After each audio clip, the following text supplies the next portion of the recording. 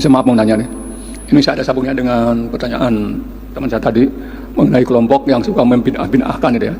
Ini tapi ada kaitannya dengan tesisnya Imaduddin itu Kiai yang menyerang juriat nasab Ba'alawi itu. Ini saya lihat di medsos itu Kiai, mereka ini kelompok ini Habib, dia menyerang para habaib, utamanya Habib Rizik yang diserang itu. Ini saya pikir ini apakah tesisnya Imaduddin itu memang targetnya Habib Rizik gitu. Ini di mana-mana gitu dia. Di medsos banyak sekali di ini viral gitu. Dia mendukung tesisnya Imaduddin tapi menyerang para habaib terbanyak Habib Rizik. Yang lebih ini lagi, ini dia sampai ketika Habib Umar Al-Hafidh itu dari Yaman datang ke ini the Masjid Istiqlal, di mana Habib Umar itu kan diberi kesempatan menjadi imam Masjid Istiqlal. Dia pertama menyebutnya bahwa bacanya Habib Umar tidak bagus, tidak baik. Tapi kalau masalah itu nggak apa-apa, ya, memang tidak bagus. Tapi dia malah menyerangnya bahwa bacanya kacau karena bacanya Habib Umar. Dia kan ulama internasional sampai dibilang gitu Pak Habib. Ini gimana ceritanya gitu? Terima kasih Pak Kiai. Assalamualaikum warahmatullahi wabarakatuh. Masalah tesisnya Imaduddin itu gak ada tesis. Kalau ada tesis dia mesti berani ketemu. Ternyata dia kan kabur terus. Al-Kaburi, Imad Al-Kaburi. Tesis gak ada. Dan nasabnya Sadah Ba'alawi itu sahih, itu berdasarkan ijma ulama. Dan Wali Songo itu juga Ba'alawi.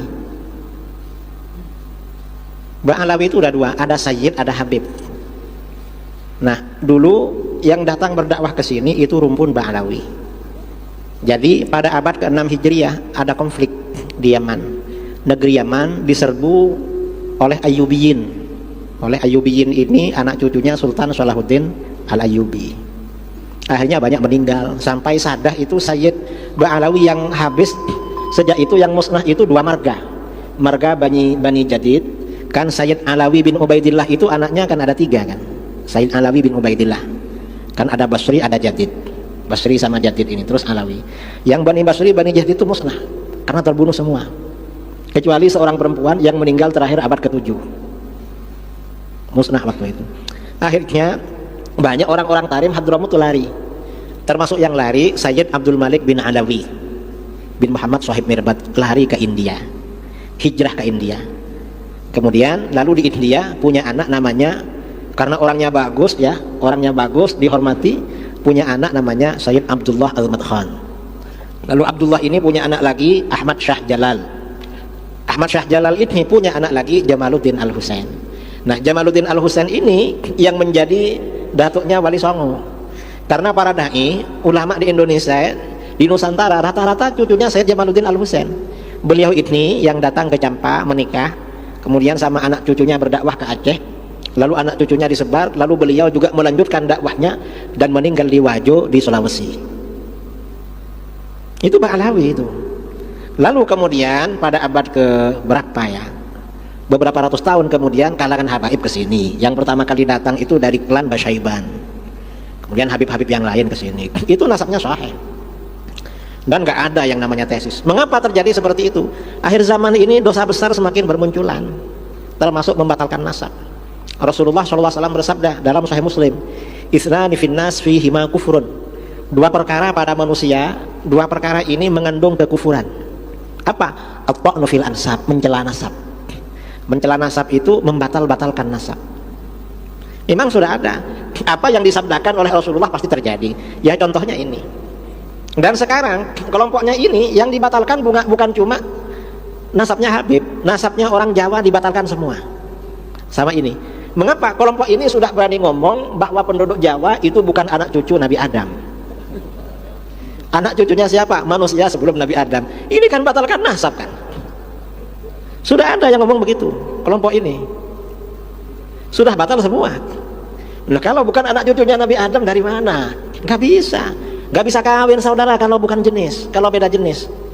Sebenarnya yang sama-sama punya kemaluan kan, monyet kan punya ya, artinya mirip-mirip lah dengan manusia kan, monyet kemudian orangutan. Tapi gimana kalau kawin dengan monyet sama orangutan? Kan nggak bisa nggak bisa samara, nggak bisa sakinah mawaddah. Karena sakinah mawaddah itu kalau satu jenis kan yang bisa mawaddah. Kita ini Orang Arab kita dapat orang Arab oke, dapat orang Cina oke, dapat orang Eropa oke, orang mana? Mengapa? Satu jenis memang, sama-sama anak cucu Nabi Adam. Ini dibatalkan sama kelompok ini, bukan anak cucu Nabi Adam. Sudah parah ini. Cuma saudara ya kurang mengikuti sebenarnya itu. Saya kan mengikuti apa orang-orang ini kok dibatalkan semua? Kufur itu. Mengapa kufur? Karena di dalam Al-Quran ya Bani Adam kan, wahai anak cucu Adam. Berarti keliru Al-Quran bilang ya Bani Adam. Makanya kufur itu. Ada kufur-kufur di ini ya, masalah nasab. Jadi kita jangan ikut-ikut itu.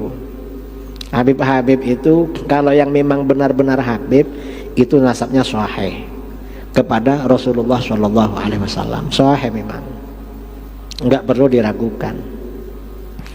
Kadang-kadang yang dijadikan bahan menghujat itu habib-habib yang nakal-nakal. Ya memang habib ini manusia juga, dan Rasulullah juga tidak menjamin anak cucunya soleh semua. Enggak ada jaminan. Makanya Rasulullah bersabda, wahibbu ahla baiti li hubbi, cintai keluargaku karena mencintai aku. Artinya apa? Jangan mencintai keluargaku karena soleh. Karena kalau mencintai Habib karena soleh, sama yang gak soleh gak suka kita. Kalau mencintai Habib karena alim, sama yang bodoh gak suka. Mencintai Habib karena khair, baik, suka ngasih uang, sama yang minta-minta, yang dabir-dabir gak suka. Ya mengapa? Ya memang seperti itu. Ya kita ini cinta karena cinta kepada Rasulullah. Dan Habib-habib itu levelnya beda-beda. Kalau Habib yang alim, yang soleh, maka selain dicintai juga menjadi teladan, menjadi panutan. Kalau cuma Habib saja tidak soleh, ya cinta aja lah. Lalu Habib tidak soleh masih bodoh lagi, ya cinta aja, tapi jangan disuruh ceramah. Keliru loh, kok itu suruh ceramah Habib itu? Ya jangan kalau gak bisa apa-apa. Yang alim mereka ini banyak juga. Sekarang ini karena Habib kadang-kadang disuruh ceramah viral, akhirnya ceramahnya ngawur itu. Kan ada Habib-habib yang viral gak bisa baca kitab itu, dan ceramahnya ngawur terus. Yang begitu jangan diundang suruh ceramah, ya dihormati aja, dicintai aja. Lah Habib yang nakal dari dulu ya ada Sayyid yang nakal, bukan cuma di sini, hatta di Mekah. Kalau membaca sejarah penguasa Mekah ya, Mekah ini sejak abad keempat atau abad keberapa, yang menjadi gubernur itu sampai menjelang pemerintahan Saudi itu dari Bani Hasan, cucunya Sayyidina Hasan. Itu setiap ada gubernur meninggal, untuk pengangkatan gubernur baru pasti ada perang saudara, ada yang terbunuh itu. Dan itu Sayyid. Dan para ulama tahu, ulama gak membatalkan nasabnya. Mengapa? Karena tahu memang manusia ya seperti itu. Kalau punya ambisi. Sampai-sampai di kitab sejarah itu ditulis, entah pada abad keberapa dulu, 500 tahun sebelumnya ya, orang membunuh aja gak boleh, dikerjakan. Tapi ulama gak membatalkan nasabnya, gak membatalkan. Karena memang orang yang parah ya parah juga lah. Nah yang parah-parah dan yang awam itu ya jangan menjadi teladan, jangan diikuti, jangan disuruh ceramah. Ya cukup ya dimuliakan dan diingatkan, Beb, antum ini nakal, terus terang deh. Terus saya ini harus senang sama antum. Kalau antum gini gimana ini? Saya ini oleh Rasulullah wajib senang sama antum, tapi antum kok nakal? Jangan gitulah. Tobatlah, perbaiki dirilah, biar kami ini gak bingung. Harus seperti itu. Jadi artinya walaupun cinta itu yang mendidik lah sama mereka itu, tapi tetap hormat, tetap mencintai. Tapi beda-beda. Kalau yang soleh dan alim lebih dihormati itu, lebih dihormati. Kalau yang gak soleh atau gak alim di bawahnya penghormatannya, jangan disamakan. Karena masyarakat Indonesia ini kadang sama yang soleh biasa-biasa, sama yang nakal malah segan. Nah itu keliru yang begitu itu, keliru. Saya kira ini ya yang masalah sudah terjawab semua tadi pertanyaan. Hah? Yang masalah bacaan Habib Umar. Bacaan Habib Umar itu sudah benar. Imam Habib Umar membacanya ya tidak sefasih imam-imam yang hafid, yang qari, enggak. Dan biasa seperti itu. Hatta Syekh bin Bas, ulama-ulama Wahabi itu bacaannya keliru-keliru. Tapi kata para ulama, orang yang bacaannya biasa-biasa biasanya lebih khusyuk daripada yang terlalu fasih. Imam itu kalau terlalu fasih, kata para ulama, biasanya agak hudur, gak khusyuk pada waktu jadi imam. Karena yang diutamakan fasih-fasihnya toh.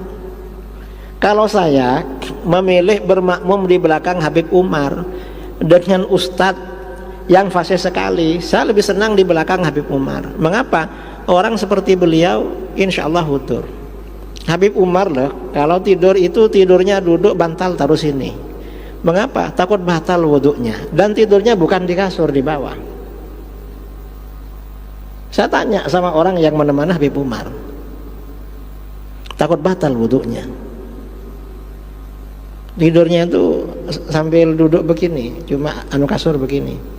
Karena saya kadang-kadang kalau ke Jakarta minta bermalam di tempat kamarnya Habib Umar, Jakarta Selatan, yang ada acara-acara itu, saya di situ biasanya.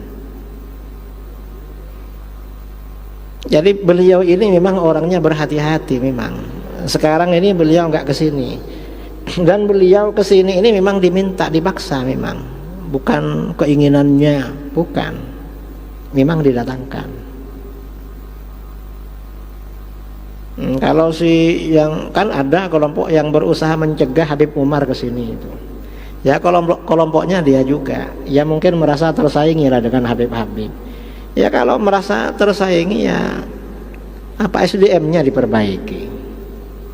Karena yang ngundang masyarakat kita juga. Gak ada masalah begitu. Saya kira itu ya.